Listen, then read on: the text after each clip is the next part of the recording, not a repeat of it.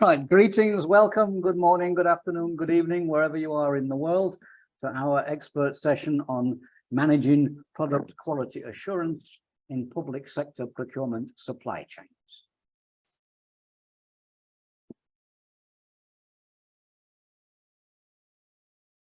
As usual, our housekeeping announcement, please mute your microphone and turn off your video.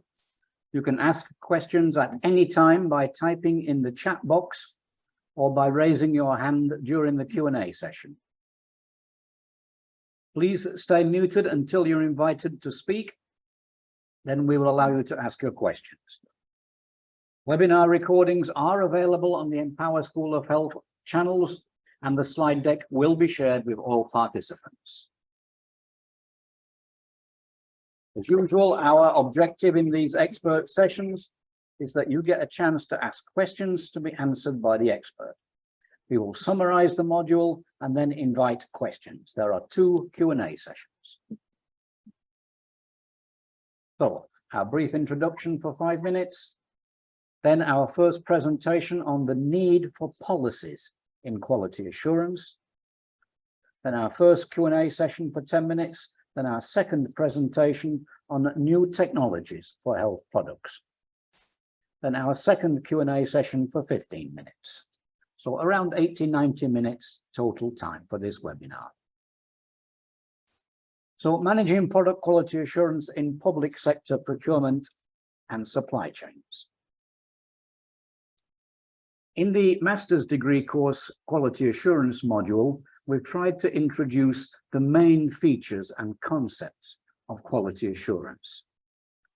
But it's a very large field. We take one area that we just mentioned briefly in the course is good manufacturing practice. That brief mention is a 6-week full-time course conducted by WHO in Copenhagen once a year. So just one brief section is 6 weeks full-time study. So in considering quality assurance, we can only give you the brief outline. We can't give you all the details, but we hope that outline is enough to give you the idea and the main concepts.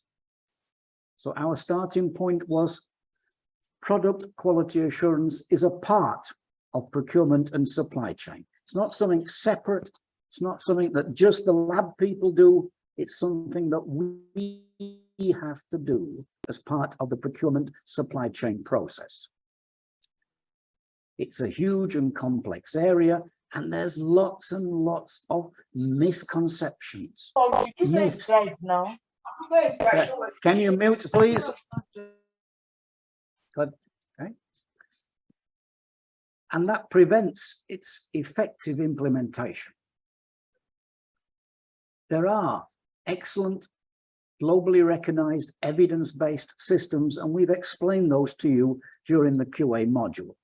I'll try and bring those together in this first session around policies for quality assurance.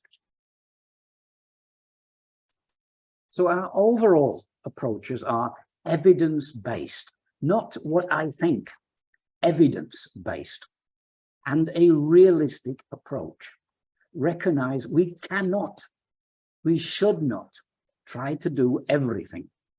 We need to focus. So evidence-based and realistic. Our starting point is clear product specifications. If you ask for rubbish, it's certain you will get rubbish.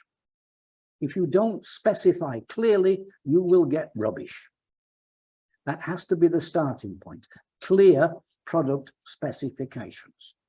And that's for all aspects of the product. We glibly write USP and BP for medicines. United States Pharmacopoeia, British Pharmacopoeia, European Pharmacopoeia, that's fine. What about the boxes? What about the bottles? What about the tins it comes in? We often forget about those. We have to have total and clear specifications. We understand the sourcing and the product certifications. Who has certified this product? What does a WHO certificate actually mean? We introduced this concept of policing. Nothing to do with the police. It's just a system that the police use. We want to use a similar system to prevent quality problems arising. And our key approach, risk management. Identify the at-risk items, focus on those items using the Venn and the ABC systems. That's the application of the ABC, the Pareto principle, 80% of the focus, 80% of the cost on the focus items. We look at pre-testing and screening techniques. I'm going to talk a lot about those in the second session today. This three-tier approach to analytical testing, so that we bring sense, we bring reality to how we go about testing, and the need to maintain quality throughout the whole of the supply chain, not just when it arrives, but throughout the storage process right through to the patient. And today, especially the use of new technologies for product quality assurance, and especially the screening technologies. Well, what does all this mean? One of our key points is get real. Stop all these misconceptions. Stop all this nonsense. Work to prevent problems. We cannot have policies based on my opinion or I know. It has to be evidence-based. Stop all the myths, stop all the misconceptions. Even today, I still hear ministers of health declaring we're going to have 100% testing. It's utter nonsense. It is impossible. It's economically and physically impossible to test 100%. You would have no medicine left to use. Testing laboratories keep demanding ever more high-tech equipment and very detailed impurity testing. It is not cost-effective. So our key message to start is realism and evidence-based. And that's not easy, because these misconceptions are very, very deeply rooted. And we have to get them out through advocacy and using evidence. So the first and key myth we've got is about laboratory testing of medicines and health products. So whether it's medicines or catheters or dressings or X-ray equipment, understand laboratory testing is not the most effective. It's not the most important. It's not the most cost-effective. It does not detect the most number of failures. It is necessary. It is an essential part of a quality assurance program. But we've put far, far, far too much emphasis on laboratory testing. And we have to rebalance this and put it in its correct place.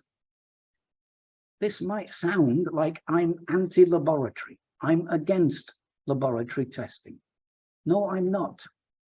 The message is we have to use it sensibly, cost-effectively, and not just think it's going to solve and cure all our problems. It will not, it cannot. We have to readdress the balance around the laboratory testing. But if we look at the cost of different procedures, if I just check the paperwork, how much does it cost you to check the paper, the supplier's paperwork, when it arrives? We're saying you just need to check the documents. We've said $1. You will catch 30% of the problems just by checking the paper, because it's a fact that manufacturers who can't make good medicines can't make good paper. We'll get paper that says it's failed the quality testing. How can you possibly accept it if it's failed? We're not checking the paper. Just checking the paper will find 30% of the problems. It's easy and cheap to do. A visual inspection might take you 5 minutes to do a visual inspection. That will find 40% of the problems. Just looking at the meds. Of course, it's not just have a quick look. You will find a detailed procedure on how to undertake a visual inspection in the Tanzania Drug Inspector's Handbook. The link is on the screen. It's been in use for more than 20 years. It's an excellent document. It's got a detailed flow chart on how to do a visual inspection. But just looking at the product can tell you how it is. We have low-cost screening tests like Minilab that'll find 80% of the problems. Then we come to lab testing. We have basic lab testing and then full pharmacopoeia lab testing. Look at the costs, $1,000 and $10,000. Can I afford to do that? Well, you can if you use a total systems approach and focus and use it sensibly using the free tier system, which we describe in the module.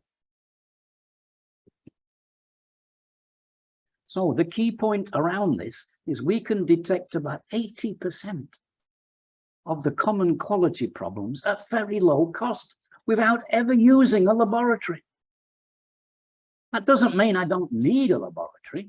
It doesn't mean I shouldn't use a laboratory, but it means the focus should be on low-cost screening techniques. And I only use a little bit of laboratory testing because it's expensive and it's difficult and it takes a long time. In order for the laboratory to work effectively, it must be part of a total quality system, a total overall activity to monitor and detect your quality throughout the whole process.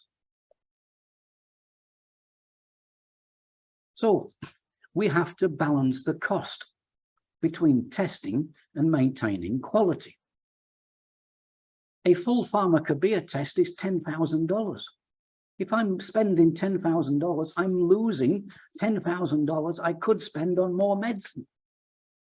So we try to balance the cost. Generally, in public sector systems, we try for less than 5% of the cost of the medicines. So the cost of my quality assurance program should be less than 5% of the cost of the medicines and the other health products. That's a guideline. Different countries have different costs. It also depends on the cost of the medicines. If I've got expensive medicines like antiretrovirals or multiple drug resistance TB medicines, the cost will probably only be 1% because they're high cost medicines. When I've got low cost medicines, I have the same testing cost, but the cost of the medicine is much less, so the percentage is higher. But on average, across all of my essential medicines, less than 5% of the medicine cost on quality assurance. Let's just look at that for a country then. This country spends $10 per capita per annum for essential medicines. Their population is 50 million. That's 10 times 50 million, means they're buying $500 million of medicine per year. $500 million of medicines, if I use the charts which we gave you in the module for batch sizes, that comes to 1.5 million batch sizes. That's the lot batch sizes of the medicine. If I tried to do full pharmacopoeia testing on every batch,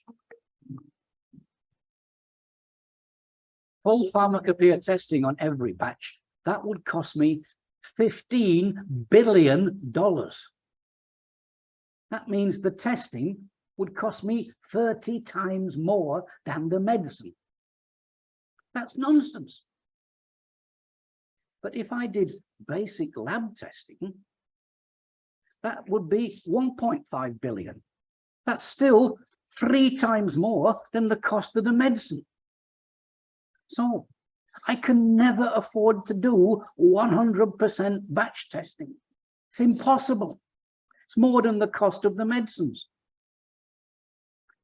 The reality is I can never test more than 1% of the batches using lab techniques. That's why we need the total quality management system approach that uses much cheaper medicines. I can do 100% examination of the paper. That only costs $1. I can do 100% examination visual inspection. That only costs $2. And I can do screening techniques, which we'll talk about shortly. So the hard reality is you cannot test everything. Yeah, can we mute, please? Yeah. You should not be trying to test everything, but we do need testing. It is a case of how we organize, how we approach the testing. And we do that by using a total quality management system. We use that because we have evidence that it works. We know it works. None of your individual QA activities can ever be effective if you don't use a complete integrated system. If you do screening, sampling, and testing and monitoring on their own, it will never work. They all have to be joined up together into a complete system. So what do we need in this system? We start with evidence-based and realistic approaches. And that means we have clear national policies and procedures that describe everything that I need. I'm going to need product specifications. Who's going to do them? Who's going to be in charge? Who's going to maintain the library of specifications? I'm going to use risk management. Who's going to do that? Who's going to operate the Venn, the ABC, the Pareto principles? How am I going to do this 80% focus on the most at-risk items? And how am I going to maintain quality? Who's going to do it? Who's going to be in charge? That's why we need these clear policies and procedures for quality assurance. Well, we've already got a national medicine policy. Why do we need another policy for quality assurance? Surely it's in the national medicine policy. Well, these are national medicine policies from 5 countries. Does quality assurance get a mention? Yes, every policy mentions we should have some quality assurance. What does it say? Almost nothing. Only Malaysia says anything much. Does it mention a total quality assurance system? None of them. Does it talk about a QA lab? Well, 3 out of 5. Does it say who is responsible? Well, 3 out of 5. Does it say who's responsible for quality assurance in procurement? Well, 2 out of 5. So the details of quality assurance in general are not in the national medicine policy. That's why we need a detailed quality assurance policy, because it's not there. How do we start getting this quality assurance policy? We have to recognize that QA is part of the overall health environment. It doesn't stand on its own. Most countries already have a national medicine policy, and the QA must fit with that. And for non-pharmaceuticals, all the health products, catheters, dressings, plaster of Paris, needles, syringes, all of that, who's going to be responsible for that? So the QA policy must fit into all the other health policies, starting with the national health policy, the national health strategy, the national medicines policy, the biomedical equipment, surgical items, diagnostics and lab items policy, all coming together into my quality assurance strategy and quality assurance policy. All of it must fit together. I can't write it just on my own. I have to work with all the other bodies in the health infrastructure. How do we get this quality assurance policy? Consult the documents. There are excellent WHO publications. There's the Management Science for Health, Managing Drug Supply #3, excellent guidelines. There's UN publications. There's Global Fund publications if you have a Global Fund grant. There are no oven-ready policies. You can't just take it out of the bag and say, oh, well, I'll take the policy from Zambia or Zimbabwe and use that one. You have to have it for your countries. Countries are different. Economic levels are different.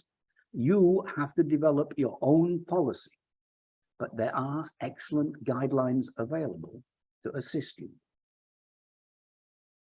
These are sample policies from Nigeria and from Afghanistan. The Afghanistan one is available from Empower. You'll find it in your resource material in the QA module on the course. Who can produce the policy? Well, you can. You're all doing the master's degree course. You've all completed it. You have the skills, you have the knowledge to write a national QA policy. How long does it take? Typically about a year, because you'll need to consult with a wide range of players. You'll need to introduce new concepts like risk management, like the 3-tier testing system. You'll need to broker many compromises. Lots of people will argue with you about it. You will need high-level ministerial approval, and you'll need to get all the stakeholders to accept it. No easy task. But you have the knowledge to do that now. If you use an international consultant like me, it's going to cost you about $150,000. If you do it, it's probably going to cost about $25,000, and that's to pay for workshops and meetings and everything else for a whole year. Who will pay for it? If you have a Global Fund grant, Global Fund grants will, if you included the cost in your PSM development plan. Can you remember doing the PSM plan? Did you include any costs for a QA policy? No, of course you didn't. Almost no country ever does. Global Fund will pay if you ask, but you have to ask for the money. It doesn't come automatically. The key point around this policy is to make decisions. There's rarely any completely correct decision. It's about deciding the balance. You have to decide where you're going to put the balance. What is the reality? What is practical? What is affordable in our environment? You'll need the minister's approval to make those decisions stick. Even after the policy is approved, people will try to ignore it and challenge it. You have to have high-level buy-in, sign off on it to make it work. So the point about the policy is to make decision. On the screen is a list of starting decisions and the type of decisions you're going to make. Simple decision, are you going to include veterinary medicines? Well, of course, the Ministry of Agriculture will push you to do it. Can you do it? Do you have the resources? Who's going to be in charge? Who's going to do what? How are they going to do it? Those are all the key points you have to decide and incorporate into the QA policy. What do you want? Application, principles, registration, procurement, because where you buy the medicines from is important. And where, not in the sense of country, but in the sense of qualifications of the manufacturer and certification. Who's going to pay for the medicines? Because rules often come with the finance. What about local manufacturing? How am I going to manage product recalls, monitoring, and how am I going to implement the policy? A huge amount of information to go into that policy. Samples on the screen, different guidance on quality assurance policies for health products, not just medicines, across the board for all health products, diagnostics as well. It's a lot of paper. you're probably going to end up with around 5 kilos of paper, 1 to 2 years, and it's not cheap. But it's a small percentage of the medicine cost that you're buying. And you must have quality assurance. It's not a one-time exercise. It will need regularly updating to make sure it follows current practice. In developing the policy, too often we focus far too much on the technology. Healthcare delivery is about people. When we're developing the policy, we have to think about people and our ultimate quality test. Sometimes when ministers and other high authorities challenge us and say, oh, you don't need that. It's expired, but you can still use the medicine. We have a simple test. Would you give this medicine to your child? If you're not willing to give the medicine to your child, you don't give it to anyone's child. That's our ultimate quality test. And we have to remember that. The technology is important, but the people are more important. And as we develop the health policy for quality assurance, we look at that, the people first and foremost. Okay, I've gone very fast through the first session. If you want to type your questions in the chat box, let's see what we've got already.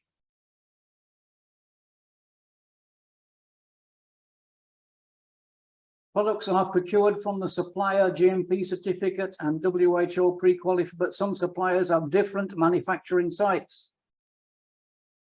How can we make sure that the product we produced are from the factory which has GMP certificate?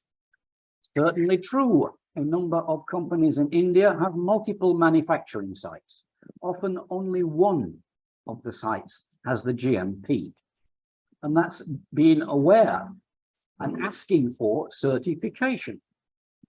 Certification of the medicine, that this medicine is GMP certified.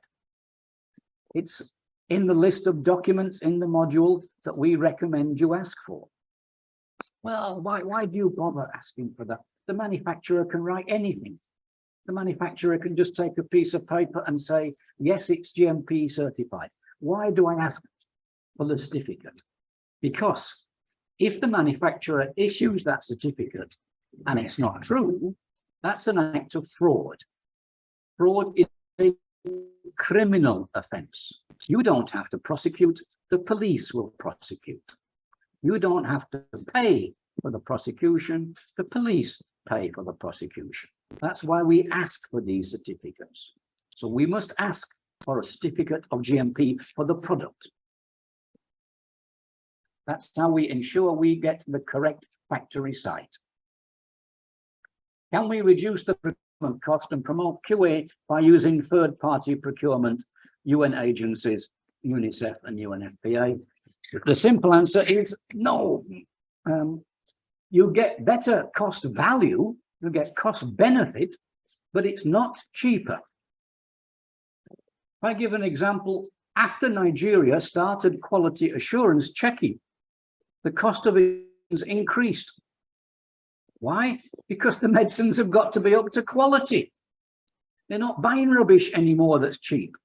So using procurement agencies can be cost beneficial. It can save you money, but it's not cheaper. And that's often difficult to explain to people. Most of the recognized procurement agents do full quality assurance and only buy from secure sources. So that is value for money. And they all have QA policies and procedures, and the majority of them are signed up to the UN Model Procurement Quality Assurance System. So whether it's UNICEF or IDA or any of the other major procurement agencies, they're all signed up to the UN Quality Assurance Procurement System, secure sourcing. Can you put the last slide back on for a few minutes, please? Okay, the last slide back on. Let's see if I can get to the screen. Okay. There we go. That's the last slide back on.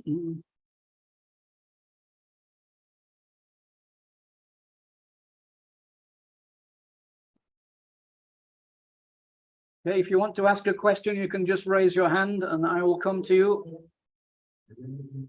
And you can just unmute and ask.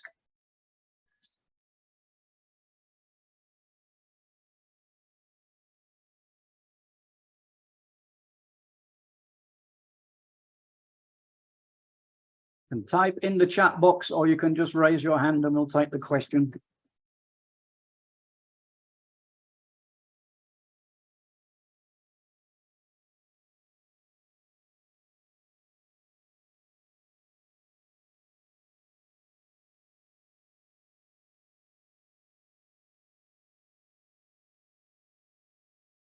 Okay, Precious, go ahead, please unmute and ask your question.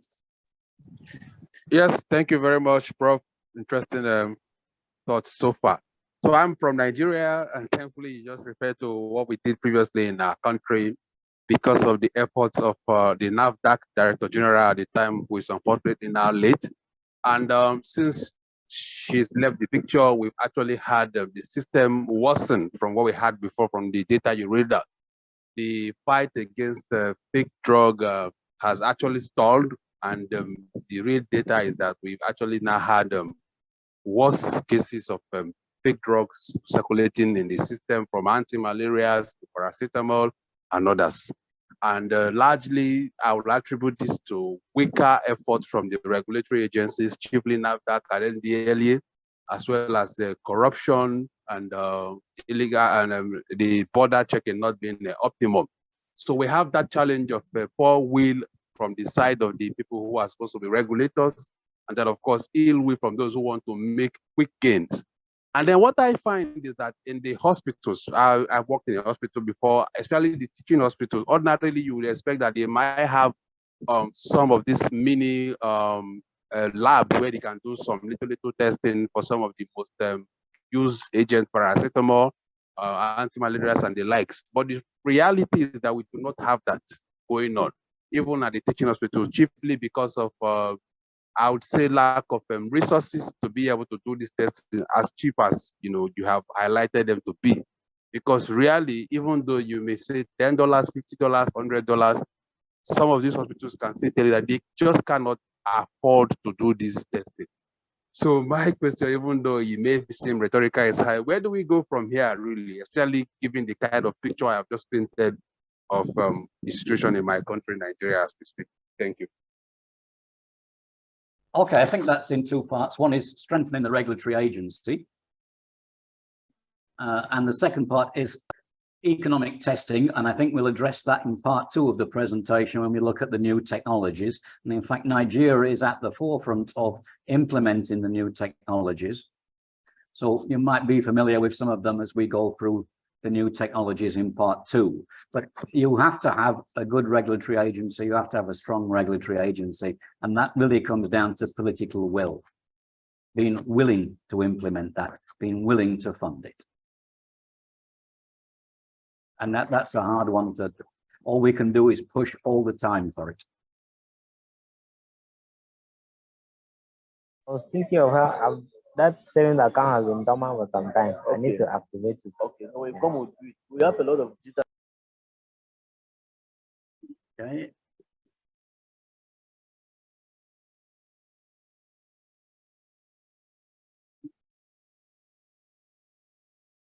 Hey, if any more questions, please raise your hand or enter in the chat box. And we have a few minutes before we go to part 2.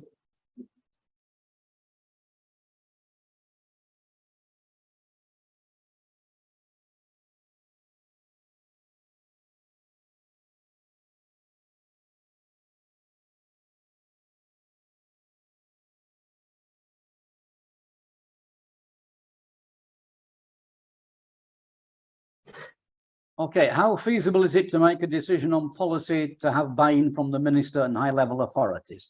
Well, I've managed to achieve it in, I would say, 4 countries. So it is possible. It is hard. It is difficult. WHO will support you. Other bodies and NGOs will support you in this. But it is tough. You have to go at it. And you have to have that political will. Without it, you cannot succeed if you don't have that buy-in at high level. Because you're going to Be rigorous in the way you undertake procurement, where you're going to buy from, in the sense of the qualifications of the supplier, the manufacturer. That needs high-level buy-in, usually ministerial level. Yes, it can happen. Corruption is always around the corner, but we can achieve it if there is strong support and political willingness. Always a difficult challenge.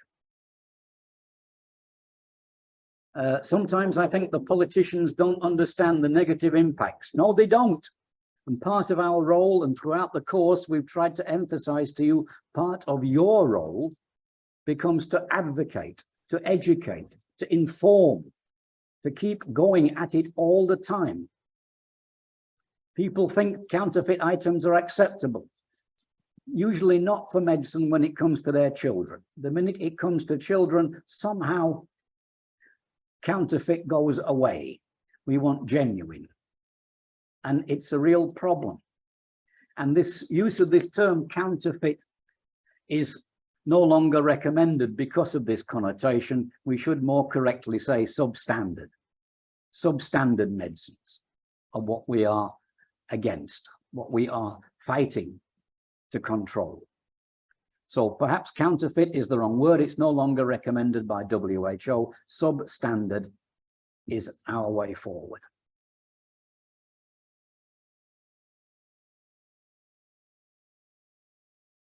Okay, then we'll move on to part 2.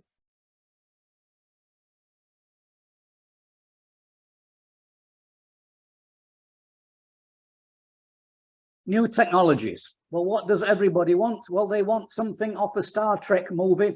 You take it out the box and it analyzes and goes beep, beep, beep immediately and tells you what the quality of the medicine or the health product is. I can tell you that does not exist only on movies. Yet, there are some good technologies which I'm going to describe, but be cautious. Many of them are overhyped. They claim far more than they can deliver. What we have got is good and beneficial, but it is not magic. It is not 100%, and all of them require a lot of supporting infrastructure. None of them can work on their own. They must be within a total quality management system. There is no magic, take it out the box, beep, beep, and it's done. That does not exist. I say that strongly because a lot of the marketing literature can be misleading.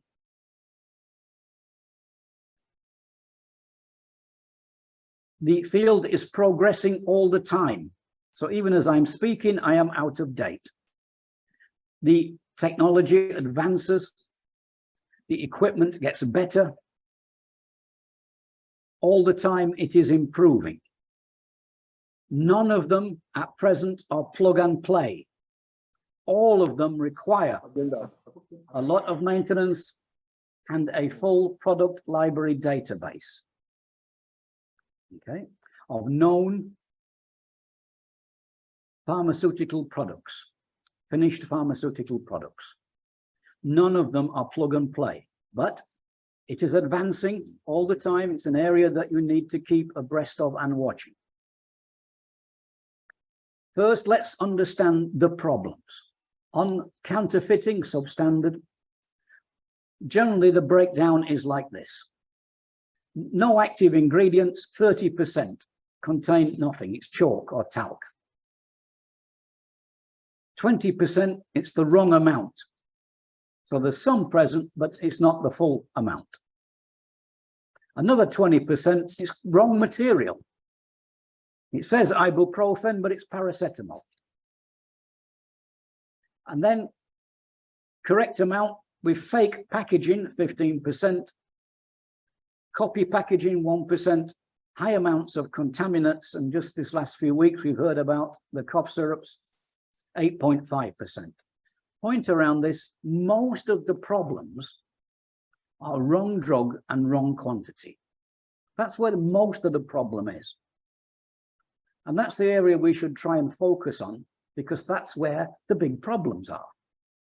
Wrong drug, wrong quantity.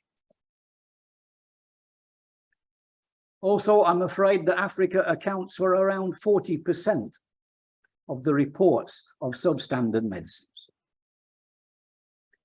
And the one most commonly copied are the so-called lifestyle medicines, which is Viagra, sildenafil. Indeed, it's around 50% copies in Europe. It's hard to buy a genuine product of the item in Europe. So in one regard, that's similar to Africa around the lifestyle medicines. But there's a lot of substandard medicine circulating around the world. In order to understand how we test, we first have to understand the pharmaceutical. A pharmaceutical, whether it's a tablet or a capsule, is a combination. There is the API, the active pharmaceutical ingredient. And then I mix it with the excipients, with binder. I need a glue to make it stick together as a tablet. I need coating on the outside to keep it in one place. I need compression so that the granules stick together. And on the right of the screen, you can see the box. So paracetamol, look what's in a paracetamol tablet. All sorts of material mixed together in the tablet. And that's a problem, because chemical analysis is geared around pure substances. But what I've got is a complete mixture in a tablet or a capsule. And that makes it almost impossible to analyze.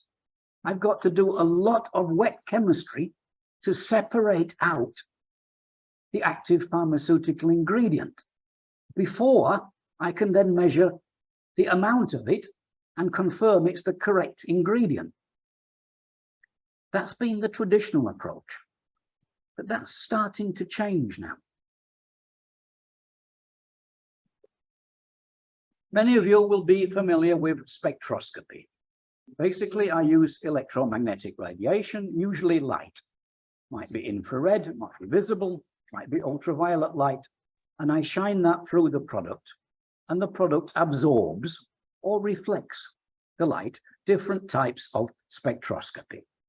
And all the pharmacopoeia, all the reference works of pharmaceuticals have spectra of all the pure compounds. This is the USP library, so it's got the APIs, the active pharmaceutical ingredients, and it's got all the excipients, all the glues and the binders and the diluents that I use are all there in the excipients library, and the spectra of all of those is known. Unfortunately, the spectra aren't free. You have to pay for them to get them from the pharmacopoeia libraries. Even for low-income countries, they're not free.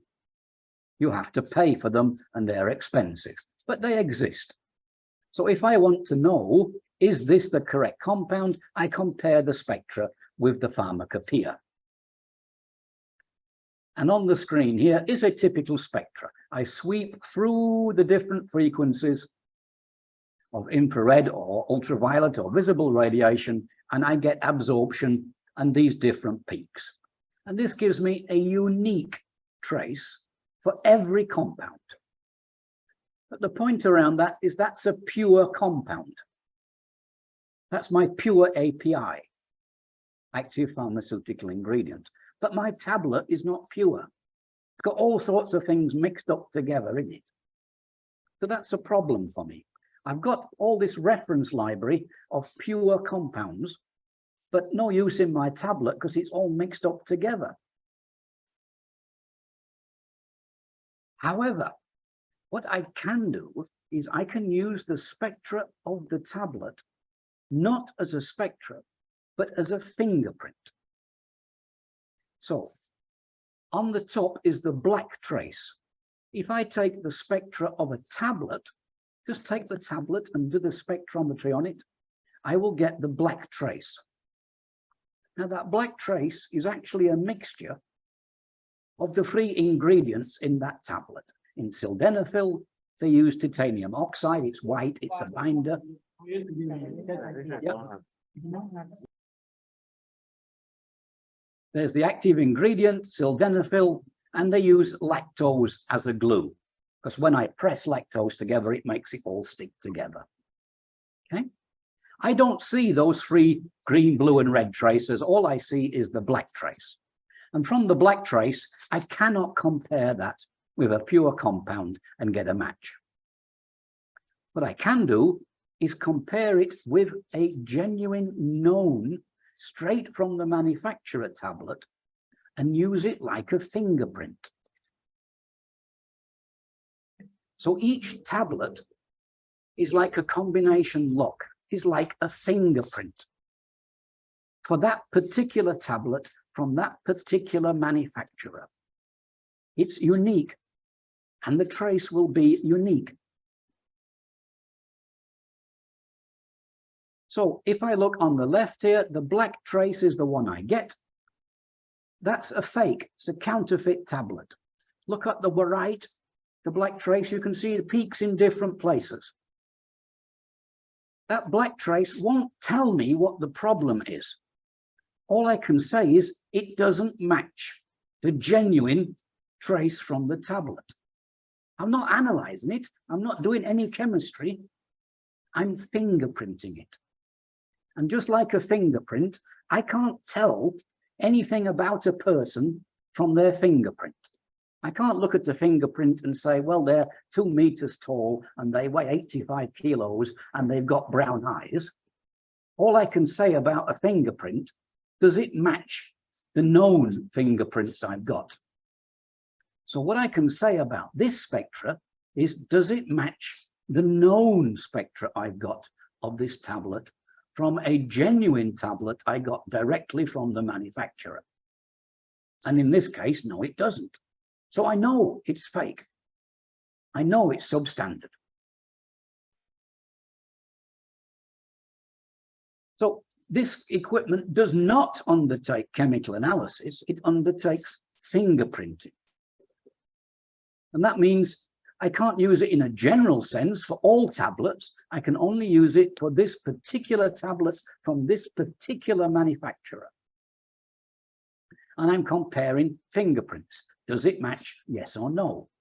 And on the graph lower right, you can see the red trace is the genuine product and the black trace is the counterfeit product. And you can see they don't match. Now, I don't know what the problem is. I can't tell what the problem is, but I can see they don't match. So I know it's a fake. I know it's substandard. It's not acceptable. And that's the point about tablet spectroscopy, using the finished pharmaceutical product. I am not doing analysis. I'm doing comparison. I'm doing fingerprinting. However, in order to do the fingerprinting, I need a library of genuine products. So I have to get all the genuine products and scan them into my equipment. Not the specific machine, but the model number. Different models have different scan techniques. So for my particular model of testing equipment, and you can see this is a handheld one, and he puts the tablet directly onto it or puts the capsule directly onto it. I need the scan of the tablet. And I haven't got those because the pharmacopoeia is all pure compounds. So I have to build a library, just like the police have to have a library of fingerprints. If I get a fingerprint on its own, I can't tell anything. I have to match it with my library. So my library, I have to scan all the genuine products into my library. Then I compare it and see if it is correct.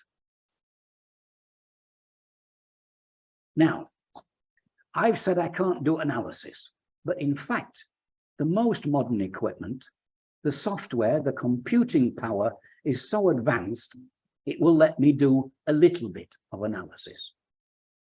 So these are 2 counterfeit samples of ibuprofen. And you'll see the tracers don't match. Yep. And the one on the left, I can identify it because it's plaster of Paris. There's no active ingredient at all. It's just plaster of Paris in a tablet. On the right-hand side, the tracers don't match, and I can identify it because it's paracetamol. So the most modern equipment can go beyond just fingerprinting and do a little bit, not the same as wet chemistry, a little bit of analysis and give me an indication of what the problem is. It also measures the concentration. And those of you that can remember chemistry classes will know that the concentration, the dosage, is given by the area under the peak. Crudely, we can take it as the height of the peak. So I do a scan, I see what the height of the peak is. This is for coatum, and this coatum has been degraded by heating.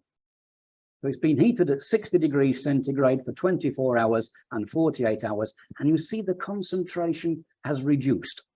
The peak has got less. What does that mean? I can use this equipment to check if my tablets have degraded during storage. I've had them on the shelf in the warehouse for a year. Are they still okay? I can scan them. I can scan them directly through the blister. I don't even have to open the blister pack to do it. And see if it's got the full concentration. It's not wonderful. Right now, the equipment is only about plus or minus 20%. But at least it will give me an indication of how good it is. Not perfect, but an indication of what the concentration, what the dose in the tablet is. So I can check, is it genuine? Is it the correct active ingredient? And what is the approximate dosage concentration? What equipment is available? This is from BW Tech. It's called the NanoRam. It's handheld. It's very big, like a brick, but you can just hold it in your hand.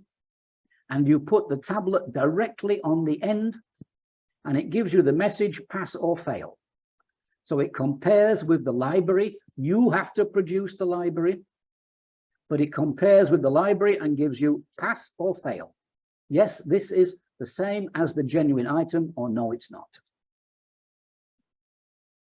This is from another company called Rigaku. Exactly the same. You see it goes straight through the blister pack. I don't even have to open the blister, provided the blister is clear. If it's a colored blister pack, I can't do it. On the left, straight away, I get the spectra, I get the same message, pass or fail. This is the TrueScan from Fisher Scientific. You can see it's used by lots of regulatory agencies around the world, and Nigeria has quite a lot of them. Different styles, but basically the same, directly on the end.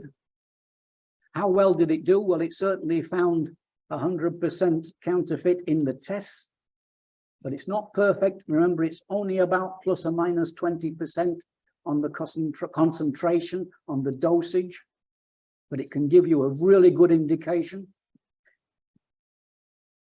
How do they work? I put the capsule directly on, provided it's a clear capsule. If it's a colored capsule, I can't do it.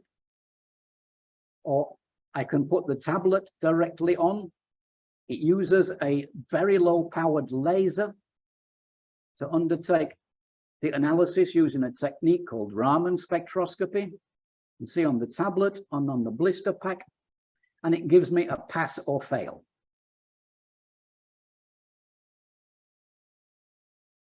Well, if it's that good, why isn't it being used so much? Why isn't everybody doing it now? It takes about 2 minutes to do a test. I put it on, bang, press the trigger, I get a pass fail. Why isn't it being used now? Well, because you have to build a library. And nobody wants to spend the time and the effort to build a library. They just want to take it out the box and expect it to magic work straight away. They're also quite expensive. The TrueScan is about $45,000. Okay. There's other equipment available. A number of food and drug agencies have bought them. UNDP has supplied about 40 of these machines to countries. They're not being used. Why not? because nobody wants to build a library. They don't have a total quality approach to quality assurance. Machine is there. Once you've bought the machine, it costs you nothing to do the test. 2 minutes for a test. Put it on, clang, bang, you're done. How much testing could you do? How fast could you do it? A complete revolution. But you have to have a library. You have to scan in all the genuine products first. I've listed 3 equipments. There's lots more available. They're on the screen now. This is an analysis done by Asian Development Bank. Different equipment, different price. The handheld Raman laser are the most expensive. They're the fastest and the most reliable at present because they're handheld. They do it straight away. Okay, so on the screen there, you can see the progeny from Rigaku, the TrueScan from Thermo Scientific, prices around $60,000. Okay. How well do they perform? The analysis, again, from Asian Development Bank is on the screen there. How well do they do? How easy are they to use? Okay. So at the bottom of the screen, you can see the TrueScan is very easy to use. You just press the trigger, put the capsule or the tablet on, and you get a reading within 2 minutes.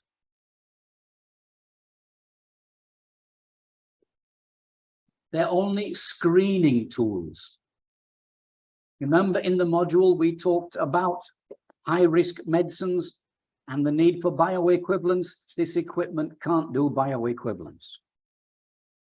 Some drugs need very narrow therapeutic index windows. They have to be exactly the correct dose. It's not that good. They claim in 10%. I think more likely it's 20% plus minus on the dosage concentration on this kind of equipment. And they can be fooled. Sometimes suppliers already are adding compounds which blur the spectra, so you can't tell, although that in itself is an indication that it's a counterfeit medicine. They are good, they do work well, but they are limited in what they can do, and you have to invest the time and the effort to build a library. All the time, the software is improving, the algorithms are improving, the computing power is improving on this type of equipment. And I expect they will increase being able to identify and separate the spectra and give you more information, and they will increase in reliability. You don't require much training, but they do need the library. And they're excellent for policing methods, for preventing problems. Just go straight away. And it will panic people.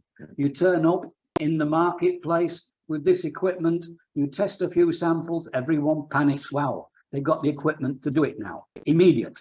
Don't have to wait 6 weeks to get the lab results back. 2 minutes is the average testing time for this kind of equipment. There's lots of new technologies. We can't tell which one is going to get better soon. The TrueScan looks good. That's what's been most popular. That's what most national medicine regulatory authorities are using, but maybe newer technology will come along and replace it. None of it works without a total quality management approach. Use it with policing approaches. You should be considering now to use it for your country. $40,000 for a piece of equipment is a lot of money. But what is the cost of your medicine? Millions. It's a small cost to pay to be able to have quality assurance at the press of a trigger. Okay, here we go for our second Q&A session. Let's see what we've got in the chat box, and then you can raise your hand to ask questions. And I can probably stop sharing now and then look.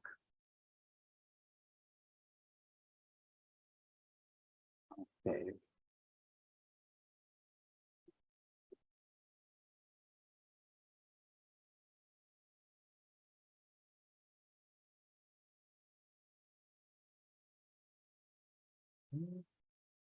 If we have any questions on.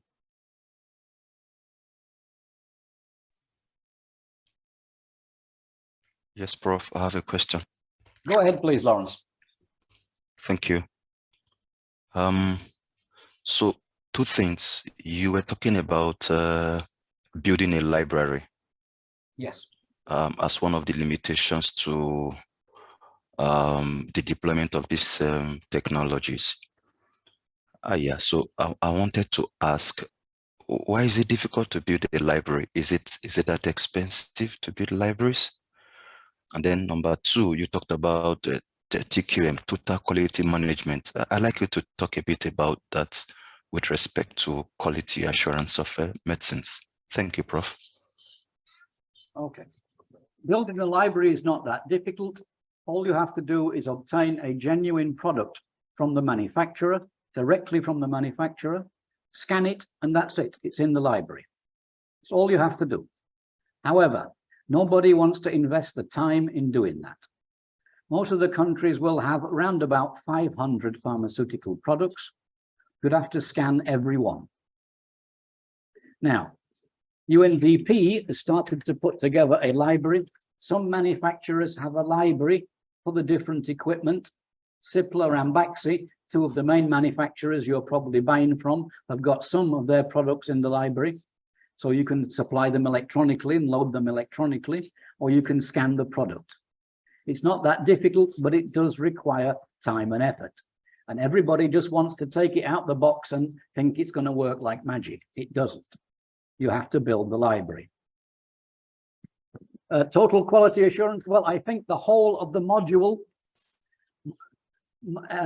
8 on the postgraduate course for QA and the whole of the master's QA course was about total quality management. This whole approach and the 3-tiered system of testing. Basically, it's around risk management.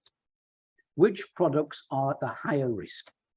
And to identify them, we use the VEN and the ABC and the NTI and the other risk factors, which we explain in the module. We put together a list of the high-risk products and we focus 80% of our efforts on them. This is the total quality management approach. Okay, I'll check module 8 again, just to refresh. Well, in the master's course, it's an entire module on quality assurance, and it goes into great detail about the TQM system. All right. Thank you, Prof. Okay, in the chat box, do we have published articles or studies to compare availability of counterfeit medicines, comparing low, middle, and high-income countries? Yes, we do. They're available on the WHO websites. They're published about every 2 years. You'll see that. Basically, in the high-income countries, it's the lifestyle drugs like Viagra, sildenafil that are counterfeit. In lower-income countries, it's the antibiotics, the antiretrovirals that are counterfeit.